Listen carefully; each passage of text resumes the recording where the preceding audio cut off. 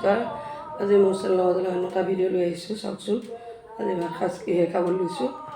এইপিনে ৰহৰ দালি, এইপিনে মাছৰ মঠাই ফ্ৰাইকৈ লৈছোঁ, আৰু এইপিনে বিভিন্ন শাক টুপটুপীয়াকৈ বনাই লৈছোঁ, জলকীয়া।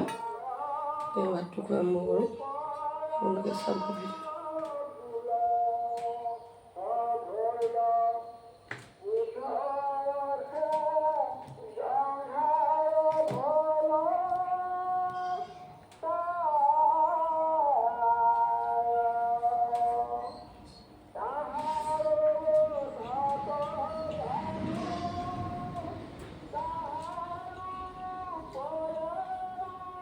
ধুনীয়া আছে শাক।